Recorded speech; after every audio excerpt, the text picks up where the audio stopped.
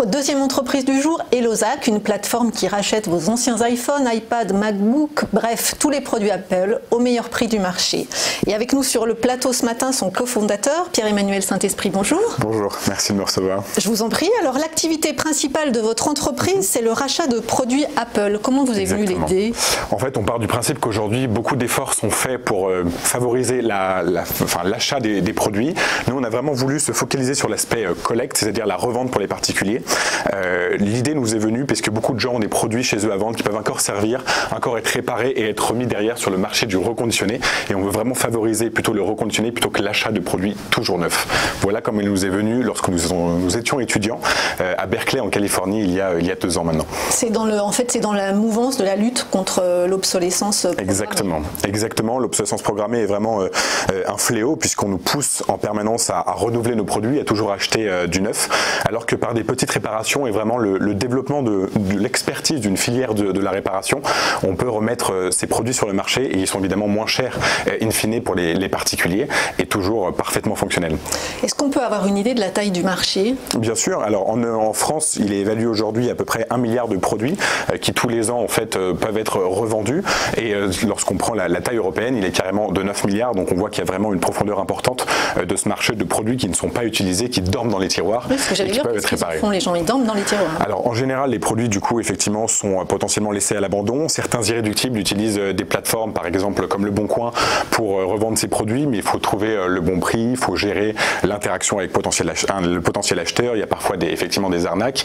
Nous, on fait en sorte de faciliter vraiment tout le processus avec du coup effectivement l'estimation, avec un service de collecte, un service de coursier, un service de dépôt, et ensuite on paye directement le client le jour même pour faire en sorte qu'effectivement il n'ait à s'occuper absolument de rien.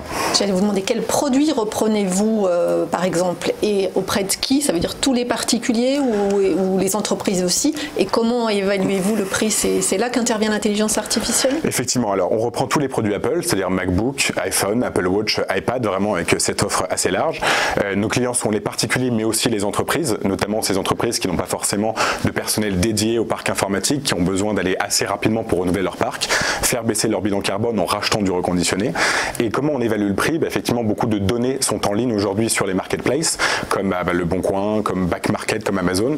Et l'intelligence artificielle nous permet de scraper d'une certaine manière toutes ces données pour toujours effectivement fournir le meilleur prix au particulier qui veut vendre son produit et derrière nous assurer bien sûr d'une marge nette entre l'achat et la revente puisque c'est notre business model. Et alors, quid des produits trop vieux? Alors, les produits trop vieux aujourd'hui parfois sont difficilement réparables et on ne peut pas les remettre forcément sur le marché. Ils sont dits obsolètes, notamment pour une question de logiciel Apple qui ne peut plus fonctionner dessus, le fameux software. Mais nous, on a un engagement éco-responsable, on récupère ces produits, on s'engage à les faire recycler par des éco-organismes agréés et on fait des actions du coup éco-responsables comme par exemple faire des dons à des associations comme Reforest Action qui derrière par exemple plante des arbres. On assure en fait toujours une sortie pour le particulier et l'entreprise, il y a toujours une sortie pour les produits qui nous sont confiés. Parce que là vous allez avoir beaucoup de demandes de reprise de ces produits trop vieux. Vous pouvez gérer tout un stock? Effectivement, c'est une petite partie de ce stock-là, mais les éco-organismes ont des capacités importantes d'absorption. Effectivement, aujourd'hui, on est en capacité de fournir la chaîne logistique nécessaire pour recycler ces produits dans le respect de l'environnement. Alors, on reprend le process. Les particuliers vous revendent les produits Apple qu'ils n'utilisent pas. Vous collectez ces produits et ensuite, qu'est-ce qui se passe? Alors, déjà, pour collecter ces produits, le particulier a le choix entre un coursier qui vient directement là où il veut, quand il veut, pour effectivement récupérer le produit.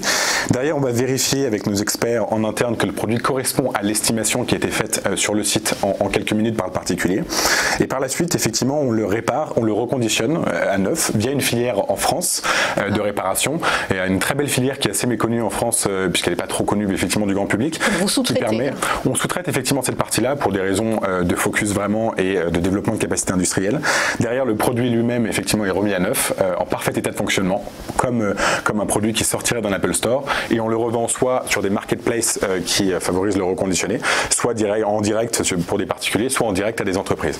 Alors, il est vrai que les produits reconditionnés ou le reconditionnement a plutôt mauvaise presse, a plutôt mauvaise réputation. Est-ce que ces entreprises qui réparent les produits Apple sont fiables? Alors, vous disiez, elle est méconnue cette filière. La mauvaise presse parce qu'en fait, il y a beaucoup de sociétés de reconditionnement, notamment des toutes petites sociétés qui revendent des produits sans qu'il y ait vraiment un process très clair et est très réglementé de reconditionnement.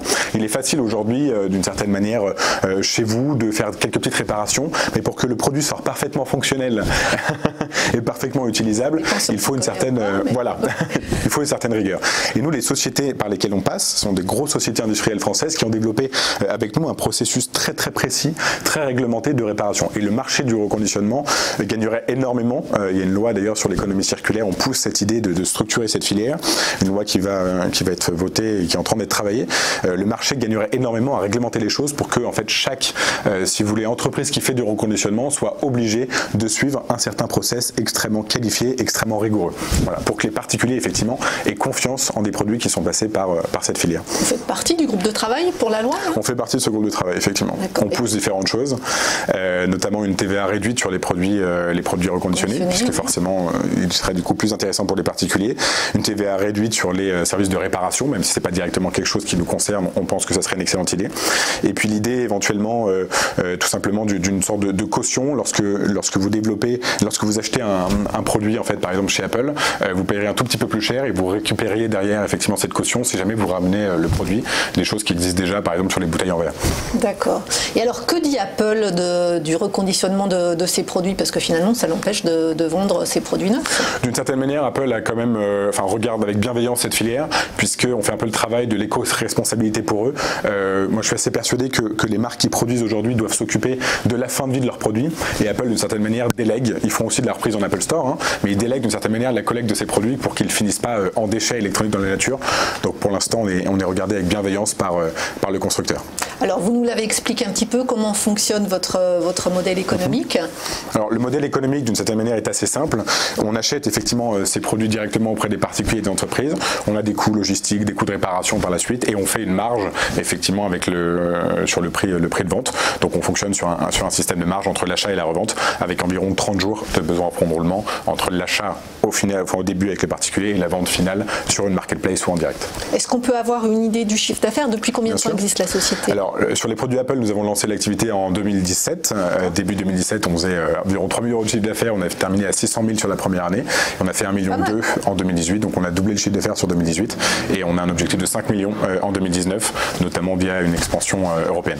Et alors comment financez-vous le développement, ou comment vous l'avez financé jusqu'à présent? Alors on a fait une levée de fonds cet été, justement sur les promesses de notre chiffre d'affaires 2017. On a convaincu plusieurs investisseurs de nous faire confiance sur une levée de fonds d'1,2 million d'euros qui nous permettent de financer le développement, à la fois d'ouvrir des dépôts en physique en région, donc on est présent à Lyon et Bordeaux, d'ouvrir bientôt effectivement des dépôts aussi dans des villes européennes, en commençant par Bruxelles, et de développer aussi cette offre de coursier dans effectivement le maximum d'endroits possibles pour que le particulier ait toujours une expérience extrêmement simple de revente de ses produits. Ça, ce sont vos relais de croissance? Alors, relais de croissance principaux, c'est effectivement se rapprocher du consommateur.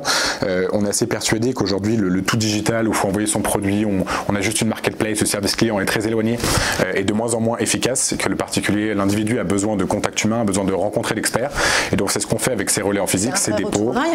C'est un vrai, pardon? Retour en arrière. C'est un retour en arrière, oui et non, parce qu'on utilise quand même l'aspect digital, bien évidemment, pour l'estimation, pour la prise de connaissance du produit, mais derrière, on veut aller au plus près du particulier pour que lorsqu'il remet son produit, par exemple un MacBook qu'il a acheté assez cher, par lequel on transitait pas mal de données, il le remet à un humain, il le remet pas forcément directement uniquement à un site internet dont il ignore tout, et donc on a un meilleur taux de conversion en générant cette assurance, en générant cette confiance. Ils ont à peu près combien d'années d'usage, ces MacBooks qui vous sont revendus? Alors on a un taux de renouvellement des produits des particuliers effectivement qui nous les vendent entre 2 et 3 ans, donc c'est très très court, ce qui ne signifie absolument pas des produits Apple. Effectivement, ce qui n'est absolument pas la durée de vie d'un MacBook, hein. Il y a des MacBooks 2011, 2012 qui fonctionnent extrêmement bien, qu'on répare et qui fonctionnent très bien, mais le particulier en moyenne qui nous revend son produit a envie de le renouveler rapidement en fonction de la sortie des nouveaux produits, en fonction de la lenteur de son processeur, et surtout il ne faut absolument pas qu'il dorme dans son tiroir derrière.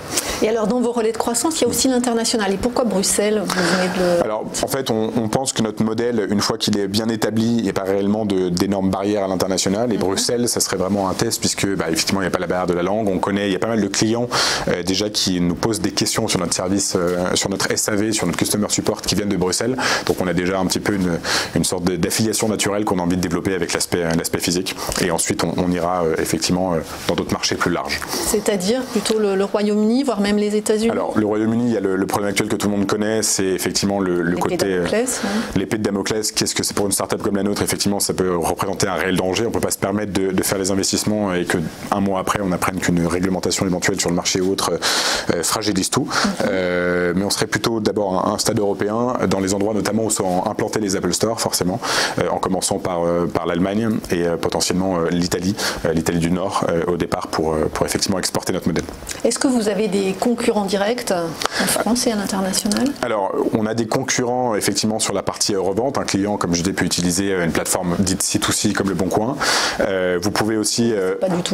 c'est pas du tout le même service, effectivement. C'est clair, et puis c'est pas du tout spécifique comme vous sur les produits Apple. Non, vraiment uniquement sur les produits Apple, vous allez avoir une société qui s'appelle Volpi, qui s'occupe par contre uniquement des téléphones et qu'on connaît bien, et vous allez avoir une société qui vend surtout, qui s'appelle Back Market, qui est assez connue aujourd'hui, qui vend surtout du reconditionné, qui propose un petit peu effectivement ce qu'on appelle le buyback, mais il n'y a pas du tout le service de coursier, il n'y a pas le service de dépôt en physique, et donc du coup il n'y a pas effectivement pour nous ce service extrêmement travaillé sur la relation client qui pour nous est important pour vraiment générer de la conversion. Et juste un dernier mot sur vos effectifs, parce que j'imagine que pour viser les 5 millions d'euros de chiffre d'affaires, il faut avoir des effectifs un peu plus conséquents qu'au début. Effectivement, avant la levée, au cours de l'année 2018, on était sur un effectif entre 6 et 8 personnes. On est aujourd'hui une vingtaine. Ça nous a permis effectivement de structurer une équipe sur des pôles extrêmement nécessaires dans une seconde phase. Effectivement, le pôle relations clients, le pôle tech, tout le pôle expert qui s'occupe effectivement de nos produits, le pôle communication, toutes ces choses-là qui permettent à une entreprise de se structurer pour atteindre des seuils de chiffre d'affaires et de rentabilité beaucoup plus intéressants. Merci beaucoup, Pierre. Merci à vous. Saint-Esprit, cofondateur d'Elozac. Merci.